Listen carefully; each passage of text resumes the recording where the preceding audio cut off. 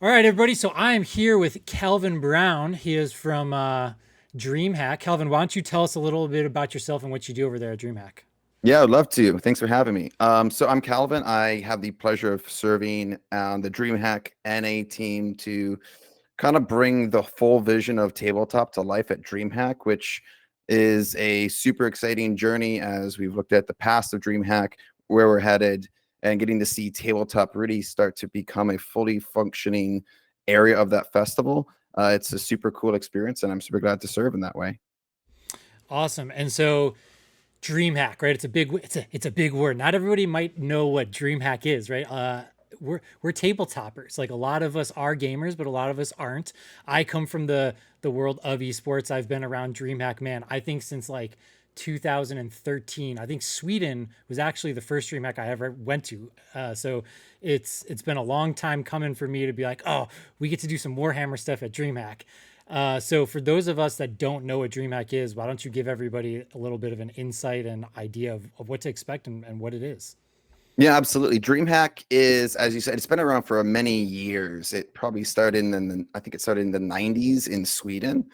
And it started very much a community, grassroots driven LAN party that actually broke records as far as the largest LAN party that has ever been hosted. And then over the years, it began to develop into the esports scene. And during the 2010s, 20, all the way up as esports was growing, DreamHack was also incorporating that. It then was able to work more with esports with ESL, which is an amazing brand that runs the CSGO pro circuit, as well as a lot of other amazing esports titles. And so that became a larger part of the identity. And now we're kind of looking at that next frontier of tabletop and saying, how do we bring that the feel, the lighting, the celebration of amazing moments and winners to the tabletop space? And that's one of the reasons why I'm so excited to be engaging with the Warhammer community and the competitive scene there is being able to take a community that is so passionate and so excited about the game and those experiences with their friends, and taking what DreamHack has polished over 20 years and bring that ability to highlight those stories, to celebrate those people in those moments together as a community. It's just a blast to be able to put that together and see that come into the tabletop space. So we were at DreamHack Dallas, actually. What is that? A couple weeks ago, a month ago at this point, and we did a small invitational there to kind of get our toes wet and see what the experience is. And we just had so many positive things from all of the players there. Like most of those people never been to a DreamHack, never been to a convention like that, and so them to be able to experience it all and be wowed by it, and you gave them special player passes to go into the creator lounge. They felt so special, and they loved everything about that. And then a lot of them too, like they follow a lot of professional esports, right? Like some of them were like, I want to go and I want to watch StarCraft in between my games and everything like that, and they loved being able to have all of the experience in between games. And I think that's one thing that we want to make sure as we're doing these schedules and stuff is people have time to enjoy everything else that is happening at DreamHack. So for people that haven't been there and these players are coming in, what do you think is something that they should expect or prepare for outside of just the tournament? Because this is not just a tournament that you're playing in. Like it is a whole festival and experience, right? So like what are two things that you would tell people to prepare for? I would say be prepared for a very long weekend. As you said, there's so much DreamHack has to offer. It has creators, it has the main stage content. If you want to watch, day shows or music or Dungeons and Dragons, like we have all that. If you just want to take your friends and go and sit down in the free play area, whether it's PC or console, and just game. I know a lot of people play multiple games.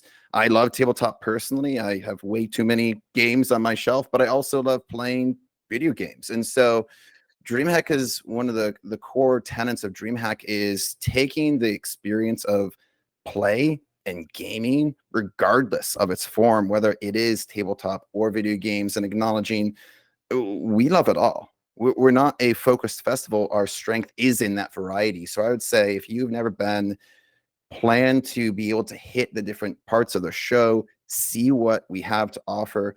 I still get many comments from people saying, hey, I've been coming to DreamHack and I'm still discovering new things. Another part that I would highly recommend is if you don't know where to start with DreamHack Quest. It's an amazing piece of content that will kind of take you around in kind of a quest format into the different areas of the festival.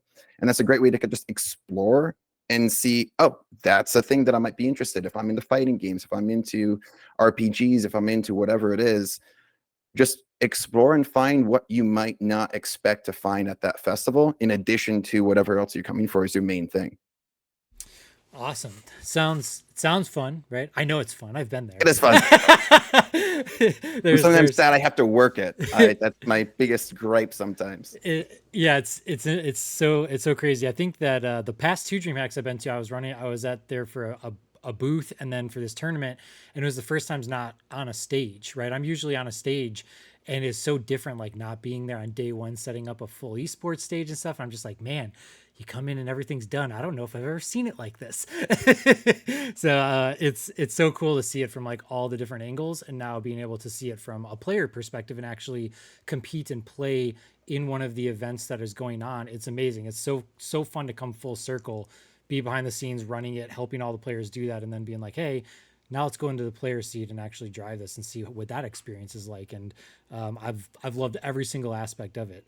Is there anything else that you would like to tell everybody watching or coming to the event about DreamHack, about yourself, about the tabletop stuff that you're doing? Anything else you got?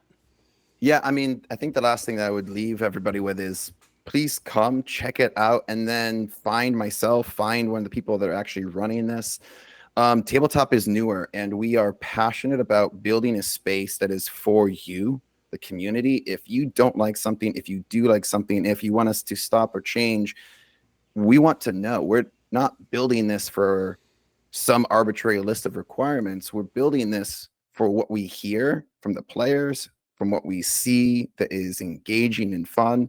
So I would just say, leave you with, please come out, check it out, see what we're doing, and hopefully you have an amazing time and you can share that with us so we can continue to build festival over festival a better and better experience for you to come in and game with your friends. Awesome. Well, thank you for jumping on here and giving everybody some more insight on DreamHack and whatnot. And hopefully everybody comes and meets you in person now, right? Yeah, now I have to actually be there. Thank you. Thank you so much.